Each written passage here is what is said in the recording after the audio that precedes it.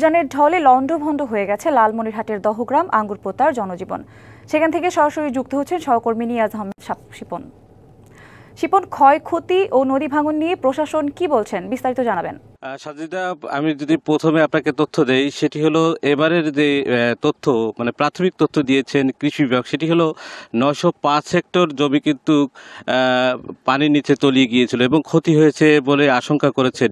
যদিও এটি আপাতত তারা তালিকা করেছে, এর বৃদ্ধিও হতে পারে। আর জেলা প্রশাসনের সঙ্গে আমি যদি কথা বলেছি যে এই যে যেখানে ভাঙন সৃষ্টি হয়েছে সেখানে আসলে তারা কি পদক্ষেপ দিচ্ছেন। আমি যেখানে আছি এটি মহিষখোসার একটি বাহাদুরপাড়ায়। আমি আপনার পাশে নদীটি একটু দেখাতে চাই। আসলে এই যে জমি কিন্তু ছিল, ধান ক্ষেত ছিল, সেখানে কিন্তু পানির নিচে তলিয়ে রয়েছে এবং তারা এখানকার যারা কৃষক বলছেন যে প্রতি বছরে কিন্তু সবচেয়ে বেশি ক্ষতি হচ্ছে কৃষকের। এই কৃষকের যদি না বাঁচে তাহলে কিন্তু এই অঞ্চলের মানুষ কিন্তু ক্ষতির মুখে পড়বে এবং সর্বশান্ত হয়ে। তাছাড়াও এই অঞ্চলের সবচেয়ে বড় ক্ষতি হচ্ছে যে এই যে পানি যখন কমে যায় তখন কিন্তু ভাঙন সৃষ্টি হয়। ভাঙনের কারণে এই অঞ্চলের বাড়ি ঘর কিন্তু ভেঙে যায়, একই সঙ্গে কিন্তু নদীতে বিলীন হয়ে যাচ্ছে জমি। এবং আমি এই বিষয়ে এখানকার একজন কৃষকের সঙ্গে কথা বলবো। এই তো আপনারা প্রতিবারে তো পানি কমলে আপনাদের ভাঙন সৃষ্টি হয় এবং ভাঙন সৃষ্টি হওয়ার কারণে কিন্তু জমি নদীর গর্ভে চলে যাচ্ছে। এখন কি অবস্থা? মানে অনেক ক্ষতি হয়ে যায় জমি, মানে পানি বাড়লে জমি, মানে পানি কমলে সব জমি ভাঙি যায় সব বাড়ি ঘর ধরে আমাদের অনেক অসুবিধা হয়ে যায়, ছেলেপেলে ধরে ওখানেও অনেক অসুবিধা হয়ে যায়।